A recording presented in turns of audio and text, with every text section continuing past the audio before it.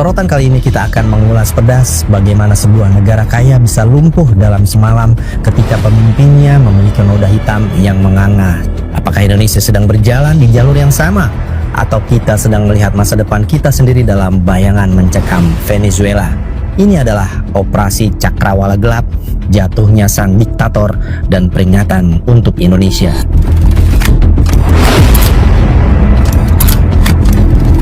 Mengapa Amerika Serikat berani melintasi garis merah hukum internasional?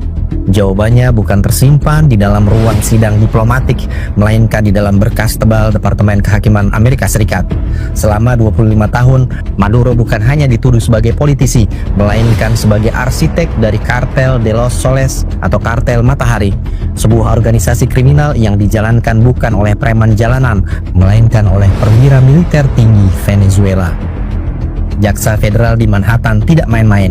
Mereka mendakwa Maduro dengan 4 tuduhan berat yang masing-masing membawa ancaman penjara seumur hidup: konspirasi narkoterorisme, konspirasi untuk mengimpor kokain ke Amerika Serikat, penggunaan dan kepemilikan perangkat destruktif serta senapan mesin, dan juga konspirasi untuk melakukan hal tersebut guna melindungi jalur perdagangan narkoba.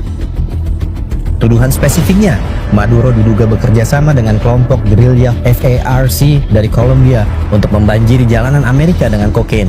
Tujuannya bukan sekedar kekayaan, melainkan senjata. Narkoterorisme adalah istilah yang digunakan karena uang narkoba ini digunakan untuk mendanai kelompok teroris yang bertujuan merusak stabilitas regional dan menyerang kepentingan Amerika Serikat dari dalam. Bagi Washington, Maduro bukan lagi seorang presiden yang berdaulat. Dia adalah seorang drug lord dengan lencana kepresidenan. Jaksa Federal di Manhattan juga mengungkap sebuah skandal yang mengguncang pilar diplomasi dunia.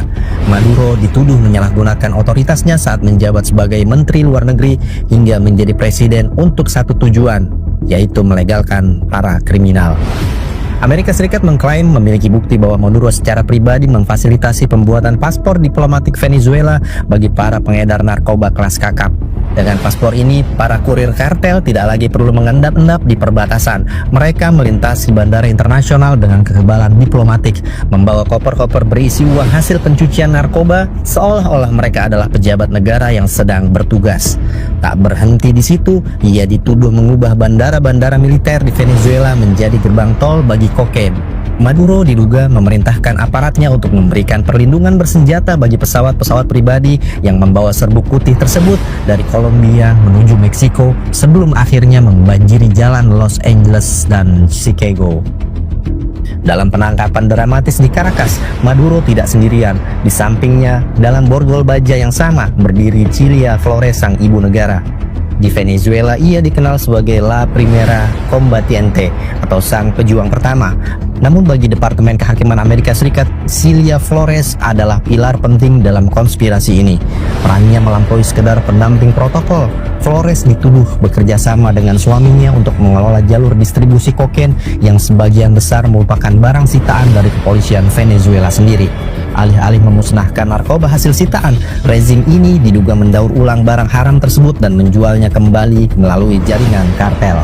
Keluarga Flores juga memiliki catatan kelam yang tak terbantahkan. Pada tahun 2015, 2 keponakannya yang dikenal sebagai narko sobrinos ditangkap oleh DEA di Haiti saat mencoba menyelundupkan 800 kg kokain ke Amerika. Fakta bahwa anggota keluarga inti ibu negara terlibat langsung dalam operasional kartel menjadi bukti bagi Washington bahwa Istana Miraflores telah berubah menjadi markas besar sindikat narkotika.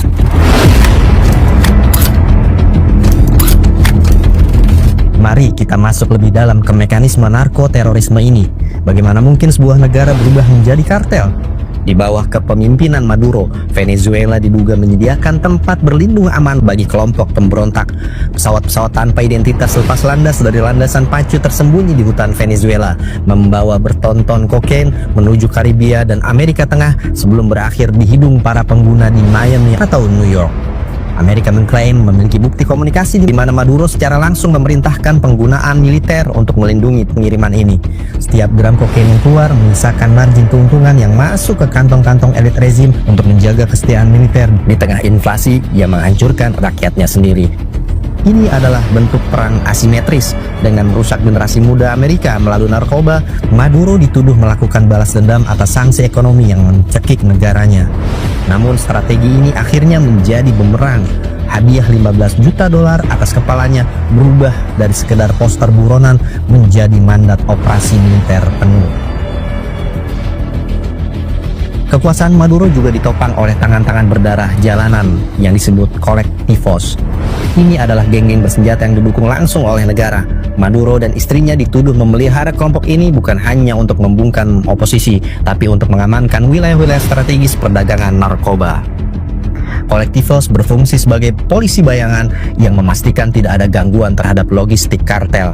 Dakwaan Amerika bahkan menyebutkan bahwa Maduro memerintahkan penculikan, penyiksaan, dan pembunuhan terhadap siapapun yang berutang uang narkoba kepada rezim atau yang mencoba melemahkan operasi mereka. Ini bukan lagi sekedar pemerintahan yang korup, ini adalah negara yang dikelola dengan logika kartel, di mana hukum adalah milik siapa yang memegang senapan mesin dan siapa yang memegang kendali atas aliran kokain.